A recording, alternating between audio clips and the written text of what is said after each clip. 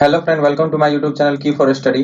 तो आज जो हम लोग वैदिक सिविलाइजेशन का जो पार्ट 1 किए थे उसमें जो क्वेश्चन कुछ बच गया था उसको जो है अभी हम लोग अच्छे से डिस्कस कर लेते हैं। तो ज्यादा टाइम नहीं वेस्ट करते और चलिए स्टार्ट करते हैं वैदिक सिविलाइजेशन का पार्ट सेकंड। तो सबसे पहला इसका क्वेश्चन देख लेते हैं, प्राचीनतम व्याकरण अष्टाध्यायी के रचनाकार कौन थे। तो प्राचीनतम व्याकरण जो है अष्टाध्यायी, इसके रचनाकार जो है वो पनिनी थे। नेक्स्ट, निम्न से कौन सी स्मृति प्राचीनतम है। तो इनमें से चारों ऑप्शन में से सबसे जो प्राचीनतम है वो मनु स्मृति जो है वो सबसे प्राचीनतम है। आदि काव्य की संज्ञा किसे दी जाती है। तो आदि काव्य की संज्ञा ना रामायण को जो है आदि काव्य की संज्ञा दी जाती है। प्राचीनतम, सबसे प्राचीनतम पुराण कौन सा है। तो मत्स्य पुराण है। और क्वेश्चन पूछा था मत्स्य पुराण का संबंध किस वंश से है। तो आंध्र सातवाहन वंश से जो है इसका जो है संबंध है। और अगर बात करें विष्णु पुराण का, तो विष्णु पुराण का संबंध जो है वो मौर्य वंश है। कौन से वंश से। मौर्य वंश है। और अगर वायु पुराण का जो है वो गुप्त वंश से संबंध है। कौन सा जो पुराण है किस वंश से रिलेटेड है, ये भी क्वेश्चन जो है पूछा जाता है। ऋग्वेद में सबसे पवित्र नदी किसे माना गया है। तो सरस्वती को जो है सबसे पवित्र नदी माना गया है। परुष्णी नदी, इसका जो है रावी नदी का ही प्राचीन नाम है परुष्णी नदी। और अगर बात है सतलज नदी का जो है ये प्राचीन नाम है शतुद्री। नेक्स्ट है, वैदिक समाज की आधारभूत इकाई क्या थी। सबसे छोटा इकाई जो था वो था कुल। क्या था। कुल। ऋग्वैदिक काल में उस सबसे प्रधान देवता की पहचान करें जिसकी स्तुति में 250 सूक्तों की रचना की गई है। तो ऋग्वेद में इंद्र देवता के लिए 250 सूत्रों की जो है रचना की गई है। किस देवता में सभा को नरिष्ठ अर्थात सामूहिक वाद विवाद या अनुलंघनीय कहा गया है। तो इसका जो करेक्ट आंसर हो जाएगा वो है अथर्ववेद में ये बात कही गई है। किस रचना में नारी को सुरा और पाशा के साथ तीन प्रमुख बुराइयों में शामिल किया गया है। तो वो मैत्रेयनी संहिता जो है जिसमें स्त्री को जो है मनुष्य का दोष बताया गया है। नेक्स्ट है, उत्तर वैदिक काल में किस देवता का सर्वोच्च स्थान प्राप्त था। उत्तर वैदिक बाद वाले में। पूर्व वैदिक में तो इंद्र थे, लेकिन उत्तर वैदिक में इंद्र के स्थान पे जो है प्रजापति जो है प्रमुख देवता हो गए थे।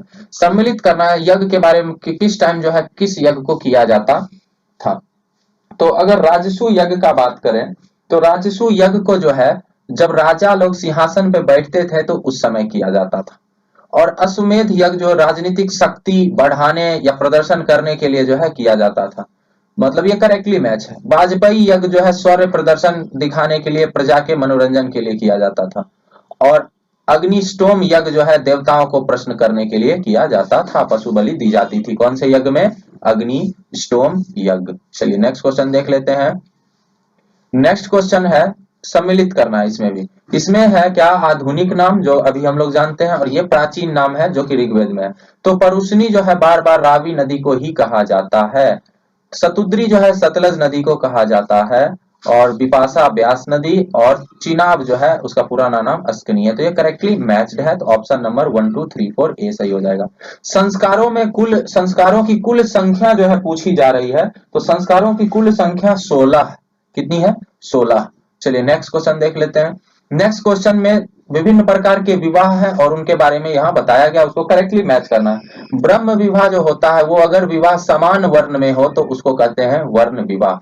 दैव विवाह क्या होता है, पुरोहित के द्वारा जो या प्राश्रमिकों में मिले जो कन्या है उससे अगर विवाह किया जाए तो वो होता था ब्रह्म विवाह। आर्ष विवाह होता था कन्या मूल्य के रूप में एक जोड़ी गाय वे बैल चुकाकर किया गया विवाह जो होता था वो आर्ष विवाह होता था। तो अब और एक है प्रजापत्य विवाह। तो बिना दहेज के जो विवाह किया जाता था ऋग्वैदिक काल में उसको प्रजापत्य विवाह कहते थे। तो ऑप्शन नंबर ए जो है सही हो जाएगा। नीचे विवाह के ही बारे में है। गंधर्व विवाह जो है, प्रेम विवाह जो था वो गंधर्व विवाह कहते थे। असुर विवाह होता था कि कन्या को खरीदकर जो विवाह किया जाता था। और राक्षस विवाह हो जाता था कि पराजित राजा के कन्या को अपहरण करके उसके साथ विवाह कर लेना। और पैशाच विवाह होता था, सोई हुई अवस्था में कन्या को गुमराह करके उनसे विवाह कर लेना जो होता था पैशाच से विवाह होता था। तो यहाँ टोटल इधर 4 विवाह इधर 4 विवाह, टोटल 8 विवाह के बारे में जो है आप लोग यहाँ से जान सकते हैं कौन सा विवाह क्या था। नेक्स्ट क्वेश्चन देखते हैं। नेक्स्ट क्वेश्चन है, 3 ऋण में शामिल नहीं है। कौन ऋण मतलब कर्ज, देव ऋण, पितृ ऋण, ऋषि ऋण या मातृ ऋण। तो मातृ ऋण जो है ये 3 ऋणों में शामिल नहीं है।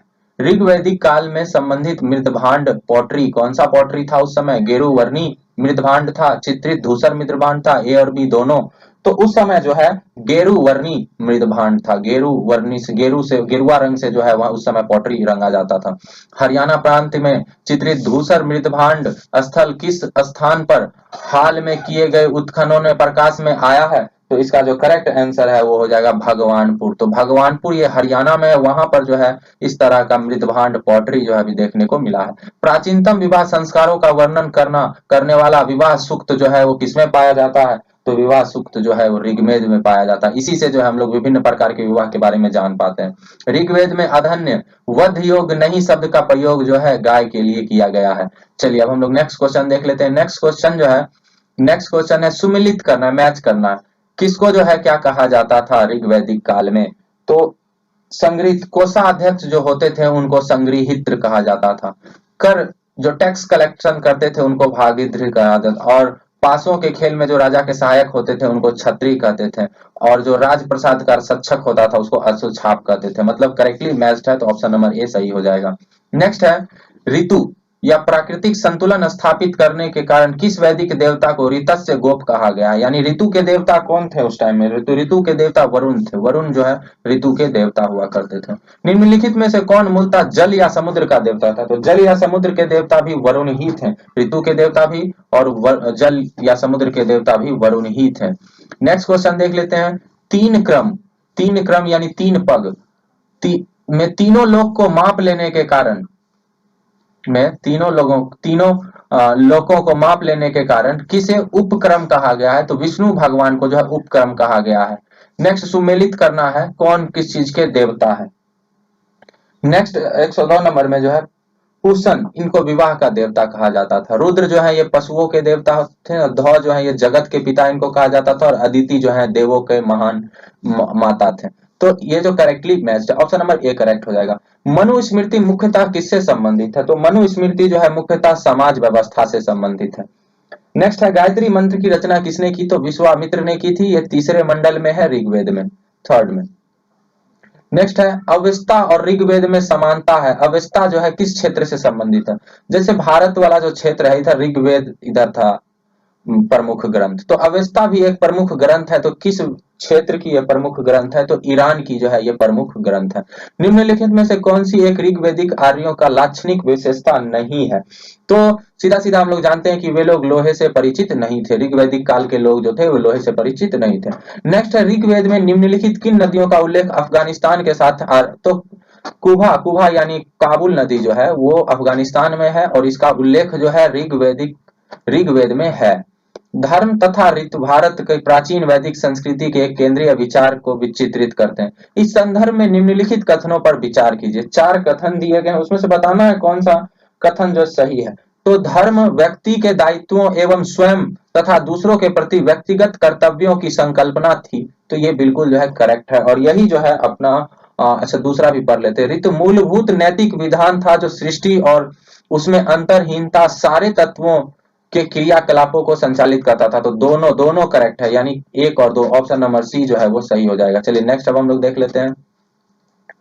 नेक्स्ट है आर्यों के आर्कटिक होम। ऐसा माना जाता है कि आर्य का जो ओरिजिनल होम था आर्कटिक से वो लोग आए थे। तो इस सिद्धांत का जो है कौन जो है पक्ष लिया है? तो एक भारतीय इतिहासकार है बीजी तिलक, वो इस सिद्धांत का जो है पक्ष लिए हैं। अभी यहाँ जो है मैच करना है हम लोग को कि कौन सा नदी का जो है कौन सा पुराना नाम है। कुभा जो है ये काबुल का पुराना नाम है।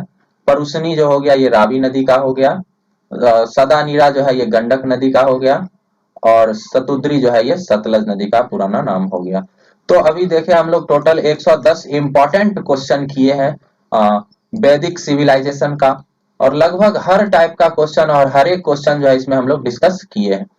तो अभी के लिए तो बस इतना ही। आप लोग को मेरा वीडियो कैसा लगा कमेंट में जरूर बताइए। अच्छा लगे तो मेरे चैनल को सब्सक्राइब कर दीजिए और वीडियो को लाइक कर दीजिए, दोस्तों के साथ शेयर कर दीजिए। अभी के लिए बस इतना ही। Thank you.